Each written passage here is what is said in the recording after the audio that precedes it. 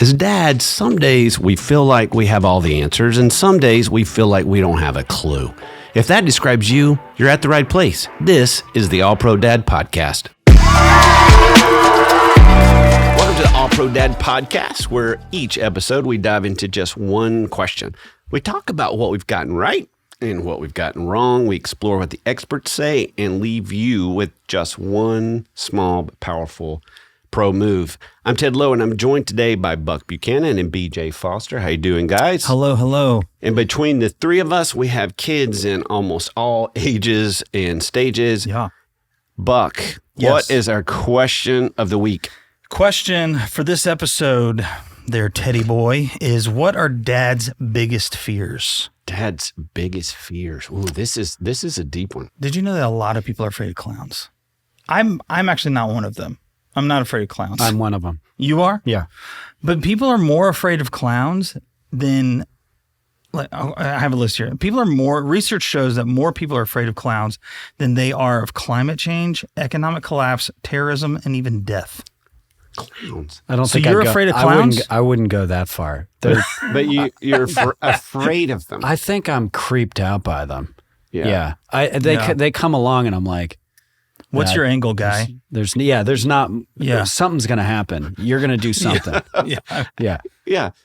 I just think they're annoying. I kind of want to punch them. Like, I'm just like, Yeah. shut up. I mean, like, it's pretty visceral how I feel about clowns. I'm like, you're so annoying. But like, if you choose to dress like that, Yeah.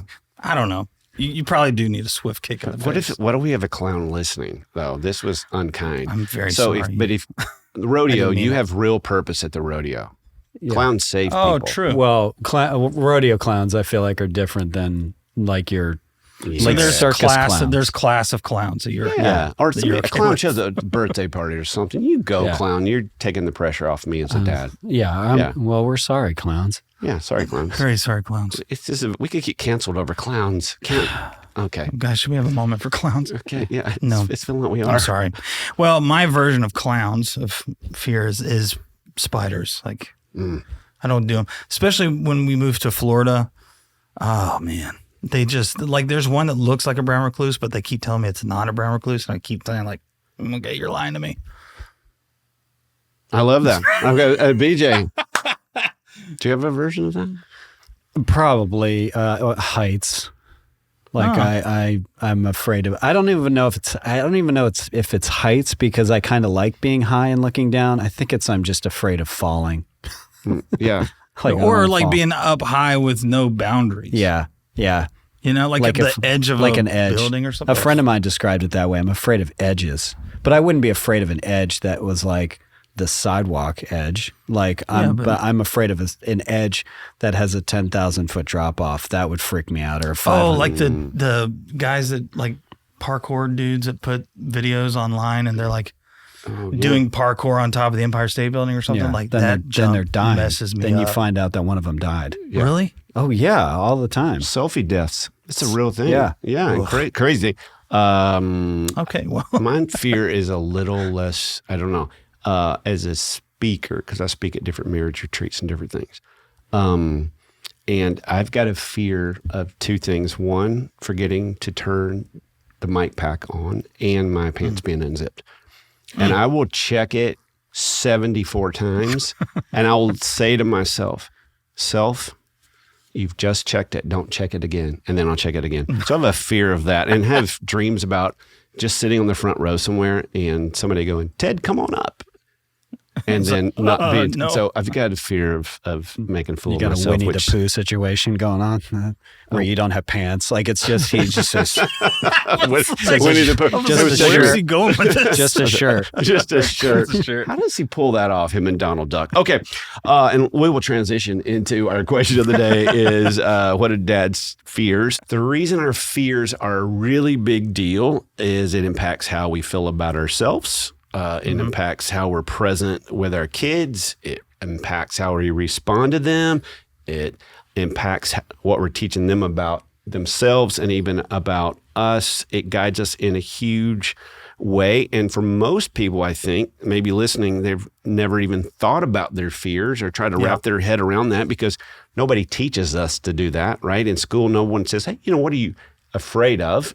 And we don't want to play counselor here today for sure, because none of us are counselors, but it's important for us to think about this because our fears radically impact who we are. And we can start believing the lies of those fears. And so, BJ, you wrote an incredible article on this on allprodad.com, shameless plug, allprodad.com. And it was very popular. I mean, if dads were, when they would get the play of the day, another plug in their email, it comes every day. And they see this about fears.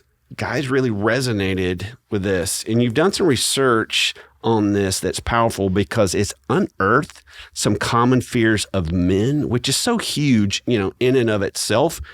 We can't address what we don't acknowledge. Why don't you walk us through some of the biggest things that dads fear? And when I wrote this, it might as well have been called the 5 biggest fears of BJ because I've dealt with all 5 of them. And I got to tell you, like I have not overcome.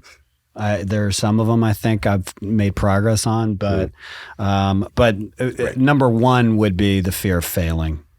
And we have this kind of relationship with failure. I think that sometimes it's not that I failed at something. I am a failure. Like all of a sudden it becomes who we are. And then we start to, all we start to see is failure. Like, and opportunities come along and we just kind of we start to get a negative out. Like, well, it's not going to work out.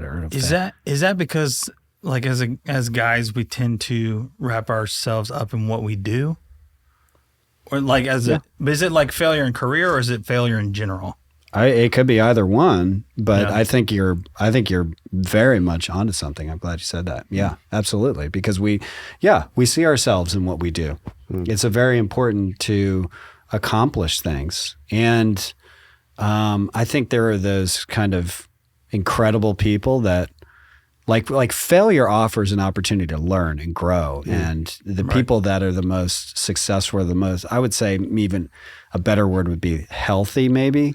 Like they see failure that way. They see it as kind of, okay, this is my opportunity for growth. Boy, I learned a lot and this is going to help me moving forward.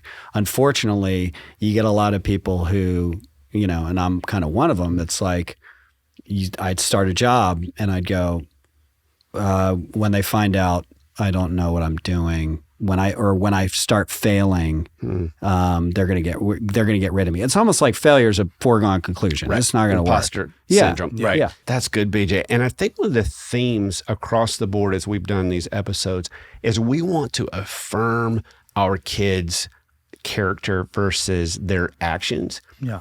And I think what you're saying is somebody that, when we have fear of failure, you said it earlier, that our fear is, I am a failure versus, hey, I did something and I failed. And so when we're doing that to ourselves, we've got to be modeling that for our kids, right? Like our kids are saying that. So failing, the second one's what?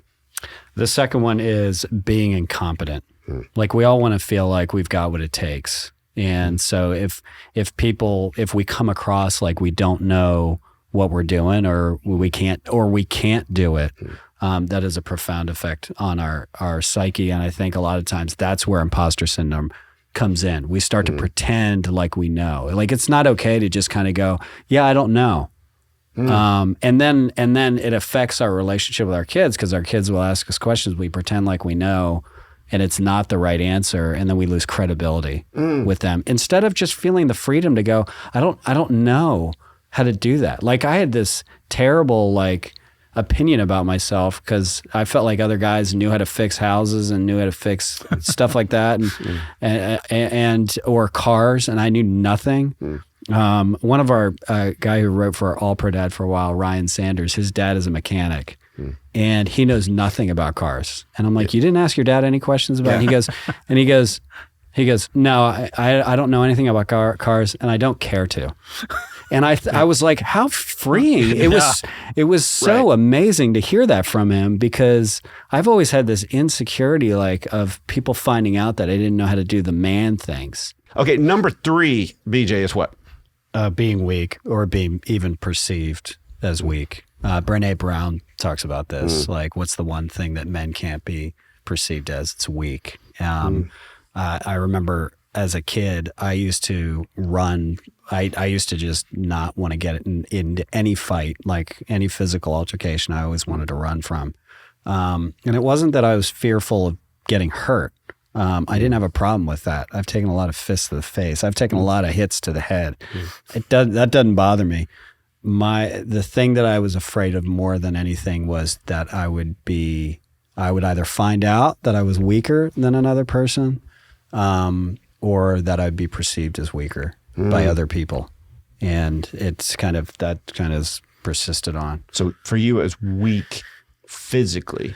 Yeah, it can be, but it can be either one. It's like I'm weak. I can't handle certain things. I can't handle, or even like weak emotionally. Yeah, not in the sense of like you're in tune with your emotions, but when something hard comes up, you're not wanting to shy from it. You're standing up. So like that's the opposite. So like emotional fortitude or something like that is something that I think guys would want to bolster in their own personality. But when your standard is my emotional fortitude is a fortress all the time, then you're not going to leave yourself open for vulnerability or, even to deal with emotions that you might have. A couple months.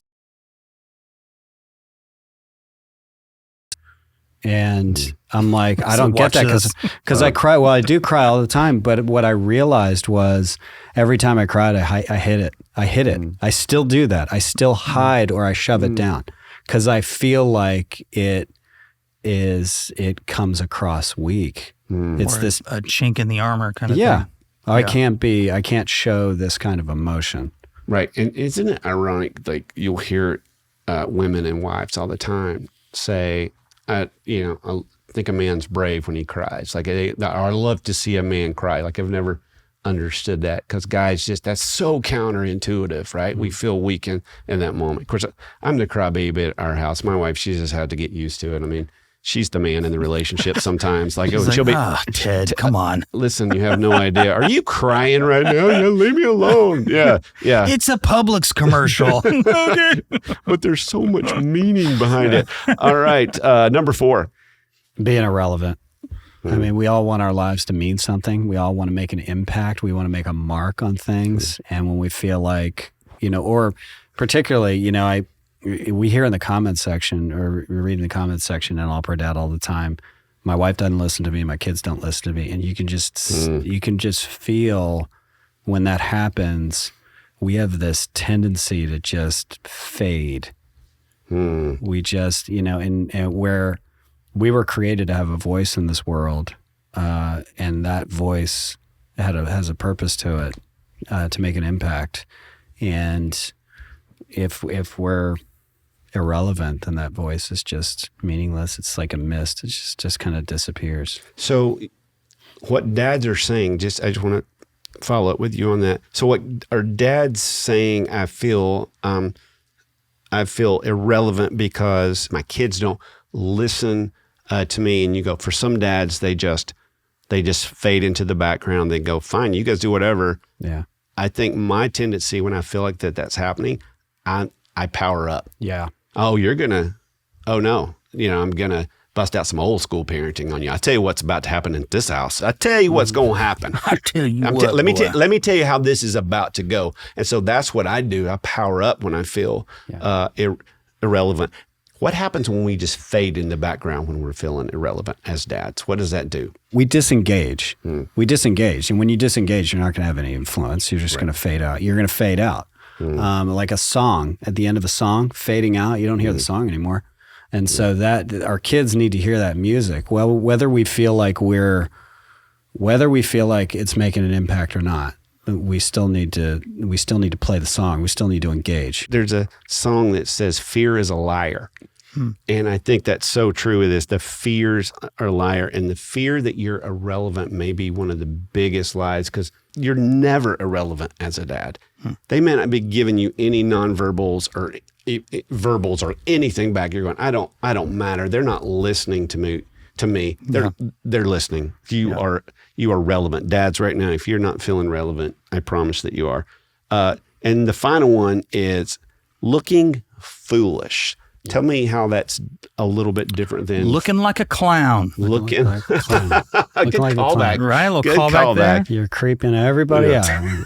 out. Yeah. I think looking foolish, this is the one that kind of keeps us from stepping out in the boardroom and giving the answer that we think, or giving our perspective that people are going to disagree with us, putting ourselves out there to get rejected. People going, well, that's a dumb idea. Why would you even suggest that? And so we get paralysis. We shut down.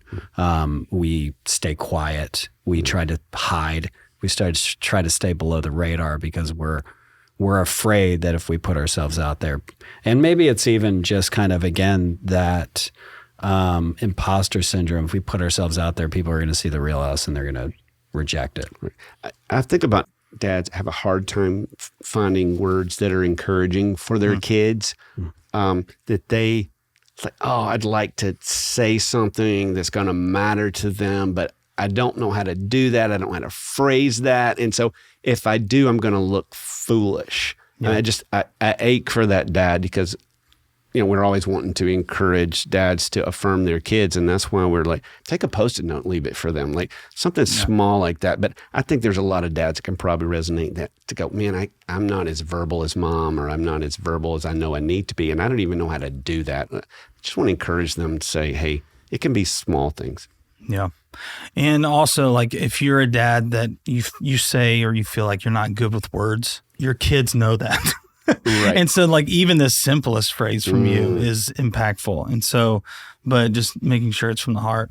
But what I think is interesting about all 5 of these is I feel like all of these fears are based on what the outer people see about me. The fear of failing, fear of incompetency, like all of those fears are what we are kind of projecting on other people seeing us. And so take that for whatever it is. But I just find that it's interesting that our fears have, the most common fears for dads have nothing to do with us in general. It's everything to do with what we think other people think of us. Right. And when you have teenagers who are constantly rolling their eyes at you, they're basically saying, oh, you're so foolish. I mean, they would never use that word. It's not cool enough, but you're such a dork. You don't know how to do this. I mean, give me your phone. You don't know. Why do you keep saying Siri, do this? My kids make so much fun of me. Going, okay, boomer.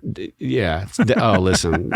Or they'll see me on my phone. Dad's screenager. I mean, they unfortunately have my gift of sarcasm, but I think as they get older, you think I want to connect, and they're going to roll their eyes at me, or I'm going to, or even playing with your kids, going, Dad, you don't know what you're doing. But as we've talked about in another episode, staying engaged. You take a risk. There's no dad that's cool, and there's no dad that's cool to a teenager for the most part. Yeah. And so we're going to feel foolish to them, but we matter. We got to stay engaged. We always try to give you a bottom line. I think our bottom line for today is exposing your fears shrinks your fears. So with that, we've been talking about some really heavy stuff here. Yeah. Buck, like what's the dream here? What's the dream if we start exposing our fears and it shrinks our fears? How will that impact how we love our kids? Why does this matter? I think when we feel more confident in who we are, it allows us to parent our kids in a way that's a lot more freeing. I think it would allow me to not have a fear of failing as a dad or a fear of any of things like that. But it would I think it boosts our confidence as dads when we stop putting all of our eggs in that fear basket and start really living our lives with confidence, knowing that, we're doing the best we can and that's okay. And kind of going with that. BJ, what about you? What's the goal here? What's the dream if we acknowledge and address our fears? I think it's just being honest about your fears. They end up losing their power. You just kind of put them out there and you see them for what they are. It's so good. Yeah. So good. I think our kids get a more peaceful dad. They get a more present dad. They get a more joyful dad to say, hey, and I think also talking about the fears with them too, to say, hey, Dad's fearful. I mean, that's a vulnerable thing to say, but great things can come from exposing our fears. And one of those is shrinking those fears. Buck, you know what time it is? Y'all ready for this? Da-na-na. That's pro move. I like that. Thank what's you. our pro move? Our pro move today is to choose one of the 5 fears we talked about in this episode and ask yourself, how does this fear impact me as a dad?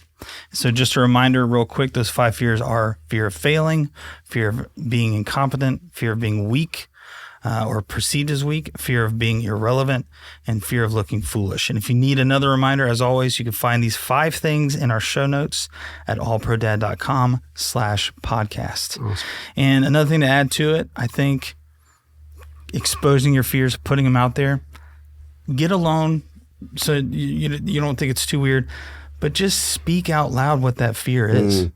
Yeah, you know, so when great. you hear you say what you're afraid of in your own voice, then it sounds silly because it is silly. It's a lie. Absolutely. So that's great. BJ, thank you, man. This is great stuff.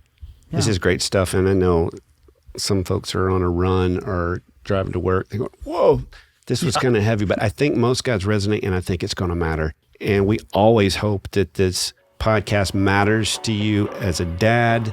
Thank you for listening. We believe that you and your kids will be glad you did. Thanks for listening to the All Pro Dad podcast. All Pro Dad is the fatherhood program of the nonprofit Family First. Along with our motherhood program, iMom, we exist to help you love your family well. Subscribe to our daily email, the All Pro Dad Play of the Day, by going to allprodad.com/subscribe and get daily powerful and practical fatherhood tips in your inbox. The All Pro Dad podcast is hosted by me, Ted Lowe, produced by Bobby Lewis.